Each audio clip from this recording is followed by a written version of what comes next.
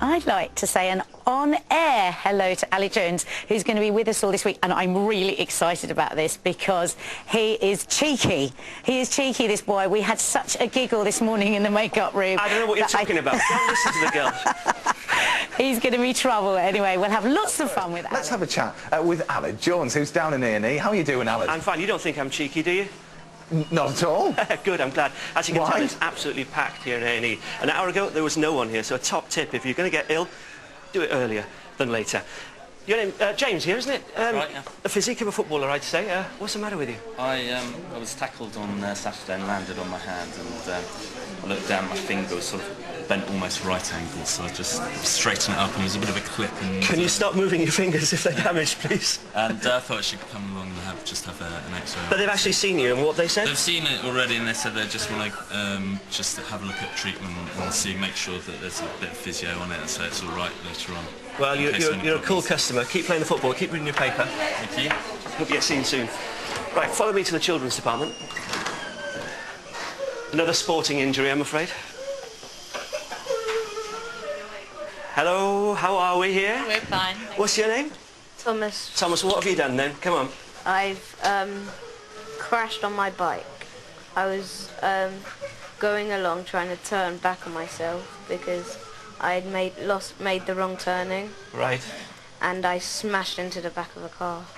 Ooh, and where have you damaged yourself? I can see your fingers damaged and a few scratches on your face as well. Yeah, I tried to protect my face, and it completely got smashed by plastic.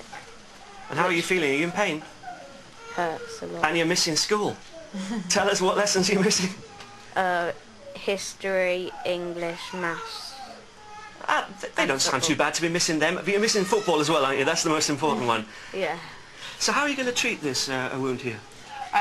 It's quite a superficial laceration, so we've already given it a good clean. Just going to give it another clean now. Put a little steri strip over it to keep the edges together, and then glue it, and that should stay together quite nicely. So you're actually gluing, you're not going to stitch it? No, it doesn't need a stitch. It'll be fine with just some glue. And when will you be back at school? That's the million-dollar question, yeah? That's what you want to know. I think he probably needs today off, and then he can go back tomorrow. He should be fine to go back tomorrow. What a result. So that's what's happening down in Accident and Emergency. Come back to us in about a quarter of an hour. Go and see how Alan's getting on down in A&E. What's happening down there, Alan? It's still very, very busy, Matt. I tell you, you may have read in the paper today about a suspected drug smuggler who died after a bag of drugs split inside her stomach. Sounds horrendous. Dr. Ahmed, what are we looking at here? This is an X-ray of a patient's abdomen, and what we can see here are essentially multiple blobs, which are condoms of packets full of drugs that the patient has ingested, and it's all throughout the abdomen. As you can see here, various packets on the right side of varying shapes. And how many packets can there be in a body? A patient can swallow hundreds of packets, and they gradually work their way through the abdomen and are eventually passed out. And I know Lucy's hovering behind me. What are you up to there? Nothing. What were you doing then? Nothing. None of your business. What happens if you've got hundreds of these in your body? What happens if just one splits? Well, it depends exactly what drug that the person has swallowed. I mean, anything like from heroin, cocaine, so that would depend. For instance, cocaine, what would happen? Well, they become, usually it's also mixed up with other drugs anyway, and if it bursts in your body, essentially they can die. If there's no medical help immediately, some can actually die. Their pulse rate goes up, their respiratory rate goes down. If there's no one there, they will die, and that's what most likely happens usually most of the time. If it doesn't burst, they come in, they just get given lots and lots of laxatives to pass it out through their bottom, basically. Beautifully said, wasn't it? Through their bottom, yes. It takes quite a long time to get 100 of them through your bottom, I should imagine. It does, yes. They have to be observed. How often do you see this sort of thing in this hospital? Unfortunately, we see it on quite a regular basis. Maybe once or twice a month at least we'd see this sort of picture. It depends where you are in the country as well. Certain areas you see it more commonly. I suppose the top tip is, both of you, what? Don't do it. Don't do it, yeah. Don't do it, or you could die.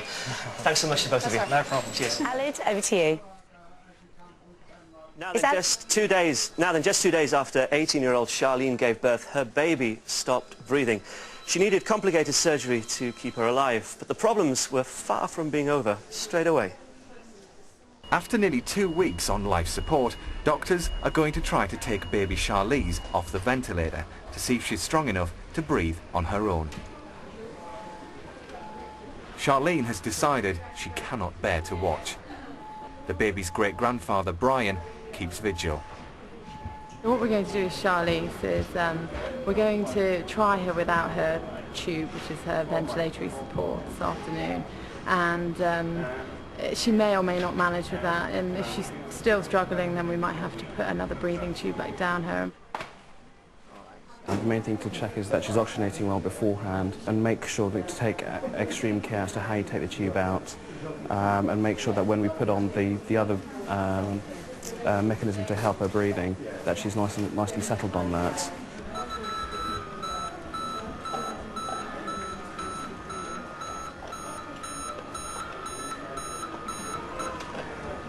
The tube's out, ventilator's off, and we're just giving her some oxygen for the moment. We're going to assist her breathing with another machine just to help the oxygen get down into the lungs. The period immediately after the ventilator is removed is critical. The first 5 minutes is important because we need to see how well she's coping with breathing on her own with as little support as we're giving her at the moment. Because what can happen is that her respiratory rate can go up, her work of breathing can go up, so that means that she's becoming more and more distressed and more uncomfortable with her own breathing and doesn't have enough energy to cope with her breathing mechanisms. She looks good, Grandad, all right.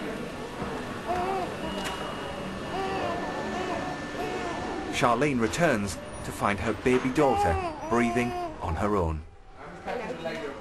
She's oxygenating very well. Her breathing's nice and comfortable, which what we're mainly looking for, and so it all went fairly well. Seeing her breathing now without the tube is fantastic. It's just hopefully she can sustain the breathing on her own, and she'll just improve and keep on improving, which would be fantastic. We wanted to stay like this for a good 2 or 3 hours, and then it'll be fine to pop her on your knee and give you a cuddle. Don't get your hopes up too high. So we just watch her for the next 2 or 3 hours and see how she goes. But on these numbers, she's doing very well. She's no longer getting any support with her breathing other than a small amount of oxygen that we're giving in the cannula in her nose. And aside from that, she's doing everything for herself. Later, Charlene's dream of finally holding her baby again comes true.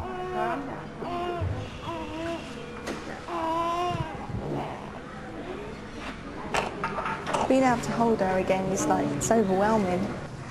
It feels so natural, and I've missed so many hugs, and I just feel so happy. Now when she cries, I just pick her up and I hold her until my arm's gone dead. Well, that looked pretty dicey for a while, but I think we've got Charlene on the phone. Good morning to you, Charlene. Hiya. How are you? I'm fine, thanks. How are things now? She's making up for it now, definitely. She's fine. She's got scars healed now, and she's coming along in leaps and bounds. You must be so relieved. I am.